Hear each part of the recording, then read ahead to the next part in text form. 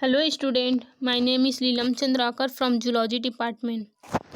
आज की इस वीडियो में हम डिस्कस करेंगे बायोजियोकेमिकल साइकिल के बारे में।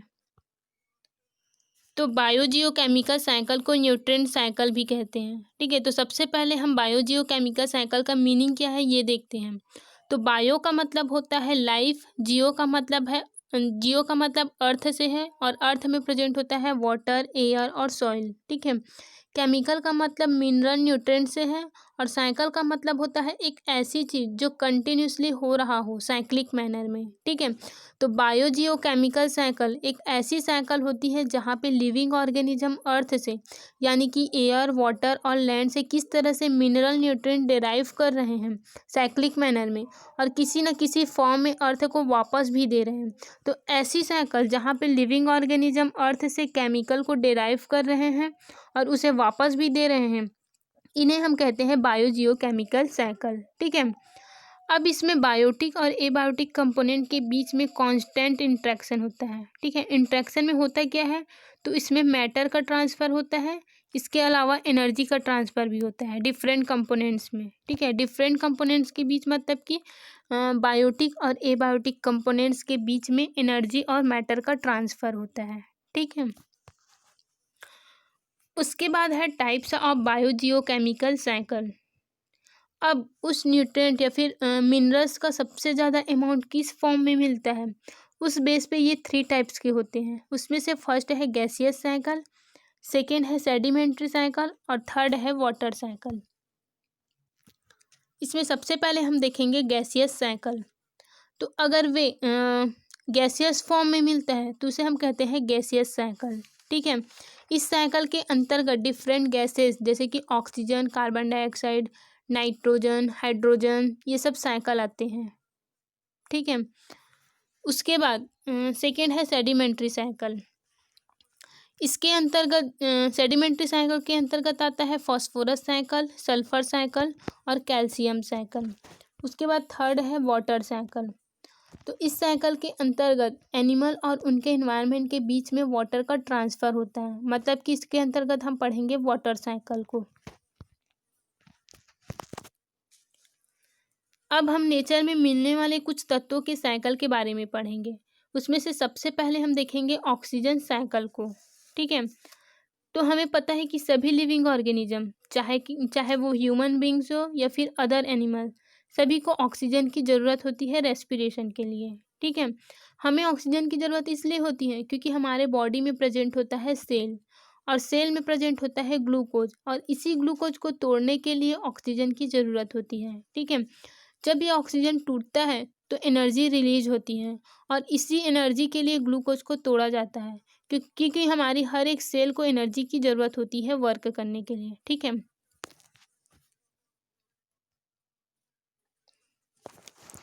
अब ये एनर्जी रिलीज कैसे होती है, तो जब हम रेस्पिरेशन करते हैं तो ऑक्सीजन को हमारी लंग्स जो है वो डिफरेंट सेल तक पहुंचाती है ब्लड के थ्रू। जब ये ऑक्सीजन ब्लड के थ्रू सेल तक पहुंचती है तो सेल के पास ऑलरेडी ग्लूकोज प्रेजेंट होता है। ठीक है, ये जो ग्लूकोज है वो ऑक्सीजन की प्रेजेंस में टूटता है जिससे एनर्जी लिबरेट होती है। ठीक है, और इसी एनर्जी के लिए ग्लूकोज का ब्रेकडाउन ज़रूरी है। ठीक है, अब एनर्जी के साथ में oxygen, carbon dioxide plus water भी बनती है। ठीक है, और ये जो प्रोसेस होती है वो सेल में होता है, इस कारण इसे सेल्यूलर रेस्पिरेशन कहते हैं। अब हमें पता है कि जो वाटर है वो तो हमारी बॉडी लिबरेट कर लेंगी। ठीक है, लेकिन ये जो कार्बन डाइऑक्साइड है इनकी हमारी बॉडी में कोई रिक्वायरमेंट नहीं है, इस कारण इसे बॉडी से एलिमिनेट कर दिया जाता है। ठीक है, तो ये जो कार्बन डाइऑक्साइड है वो रेस्पिरेशन के थ्रू ही लंग से होते हुए हमारे बॉडी के बाहर हो जाता है एटमॉस्फेयर में। ठीक है, मतलब कि कार्बन डाइऑक्साइड को एटमॉस्फेयर को वापस दे दिया जाता है। उसके बाद ये जो ऑक्सीजन है जिसको हम रेस्पिरेशन के थ्रू लेते हैं। ठीक है, अब ये सिंथेसिस कैसे होता है, तो ये ऑक्सीजन एटमॉस्फेयर में सिंथेसिस किया जाता है प्लांट के थ्रू। इस प्रोसेस को कहा जाता है फोटोसिंथेसिस की प्रोसेस। ठीक है, मतलब कि अगर इस रेस्पिरेशन की प्रोसेस को रिवर्स कर दिया जाए तो हमें ऑक्सीजन मिल जाता है। ठीक है, जैसा कि हम रेस्पिरेशन में ऑक्सीजन को लेते हैं। ठीक है, और ये ऑक्सीजन सेल्स तक पहुंचकर ग्लूकोज का ब्रेक डाउन करते हैं और कार्बन डाइऑक्साइड बनाते हैं। वैसे ही सेम फोटोसिंथेसिस में क्या होता है, जो प्लांट होता है वो कार्बन डाइऑक्साइड को लेता है रेस्पिरेशन में, ठीक है, जो कि वाटर के साथ में मिल करके ऑक्सीजन को बनाता है। ठीक है, अब ये जो ऑक्सीजन है वो उसको प्लांट को ऑक्सीजन की रिक्वायरमेंट नहीं है, ठीक है। जिस प्रकार से हमें कार्बन डाइऑक्साइड की रिक्वायरमेंट नहीं होती, उसी प्रकार से प्लांट को भी ऑक्सीजन की रिक्वायरमेंट नहीं होती है, ठीक है। इसलिए ये ऑक्सीजन को बाहर कर देता है एटमॉस्फेयर में, ठीक है, और इस प्रोसेस को कहा जाता है फोटोसिंथेसिस।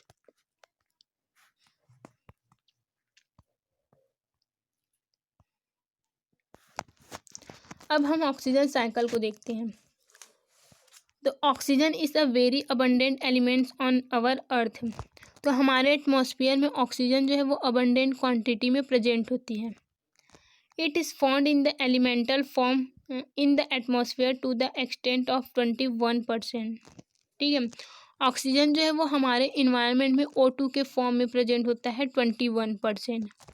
अब ये जो ऑक्सीजन है वो अलग अलग एलिमेंट के साथ में कंबाइन करके भी एटमॉस्फेयर में प्रेजेंट होती है। जैसे कि नाइट्रोजन के साथ ऑक्सीजन कंबाइंड हो करके नाइट्रोजन ऑक्साइड को बनाती है। उसी प्रकार से सल्फ़र ऑक्सीजन के साथ कंबाइन करके सल्फ़र डाइऑक्साइड बनाते हैं, ठीक है।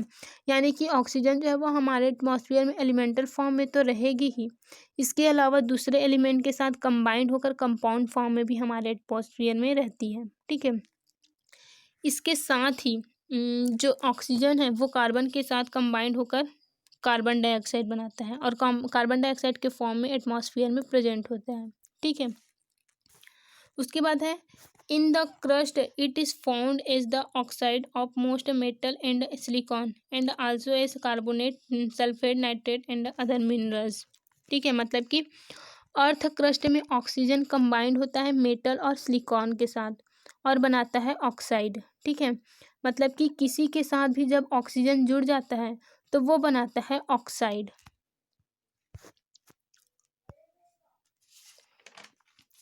उसके बाद जो हमारी बॉडी के लिए रिक्वायरमेंट है, मतलब कि जो बेसिक फूड कंपोनेंट जैसे कि carbohydrate, protein, nucleic acid, fat, इसके साथ भी ऑक्सीजन जो है वो प्रेजेंट होती हैं, ठीक है। अब ये जो ऑक्सीजन साइकिल है वो हमारे एटमॉस्फेयर में ऑक्सीजन का जो कंसंट्रेशन होता है उसको बैलेंस रखती है। मतलब कि ऑक्सीजन ना कम होने देगी एटमॉस्फेयर में और ना ही ज़्यादा होने देगी, ठीक है। ऑक्सीजन एटमॉस्फेयर में एलिमेंटल फॉर्म मतलब कि O2 के फॉर्म में प्रेजेंट होती हैं और फिर ये 3 प्रोसेस में यूटिलाइज होती है। उसमें से फर्स्ट है कंबसन, ठीक है। तो किसी भी चीज़ की बर्निंग ऑक्सीजन की प्रेजेंस में कहलाता है कंबसन। मतलब कि जैसे कि फॉर एग्जांपल के लिए कोयल, जो कि एक तरह का फॉसिल फ्यूल है, मतलब कि कोयला, ये जो है वो ऑक्सीजन के साथ कंबाइंड होकर कार्बन डाइऑक्साइड बनाता है। मतलब कि कोयला का जो इस मतलब कि इसका कंबसन ऑक्सीजन के बिना संभव नहीं है, ठीक है।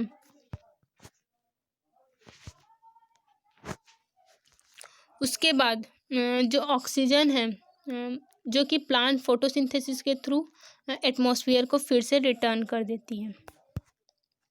तो ये है ऑक्सीजन साइकिल।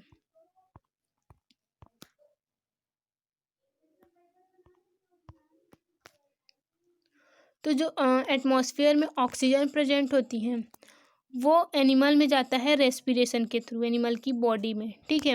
रेस्पिरेशन के थ्रू एनिमल में एंटर करता है। उसके बाद ये जाता है लंग से होकर के ब्लड के थ्रू सेल्स तक, ठीक है। वहाँ पे होता है सेल्यूलर रेस्पिरेशन, मतलब कि ग्लूकोज का ब्रेक डाउन करता है ऑक्सीजन और उससे बनता है कार्बन डाइऑक्साइड प्लस वाटर, ठीक है। अब इस कार्बन डाइऑक्साइड को यूज़ करता है प्लांट फोटोसिंथेसिस की प्रोसेस में, ठीक है। फोटोसिंथेसिस की प्रोसेस कैसे होती है, अगर रेस्पिरेशन को रिवर्स कर दिया जाए, मतलब कि जैसे कि हम रेस्पिरेशन में ऑक्सीजन को लेते हैं वैसे ही प्लांट जो है वो रेस्पिरेशन की प्रोसेस में कार्बन डाइऑक्साइड को लेता है, ठीक है। और ये बनाता है ऑक्सीजन प्लस ऑर्गेनिक मॉलिक्यूल्स। तो ये जो ऑक्सीजन है वो वापस से एटमॉस्फेयर को दे दिया जाता है क्योंकि प्लांट्स को ऑक्सीजन की रिक्वायरमेंट नहीं होती है। ठीक है।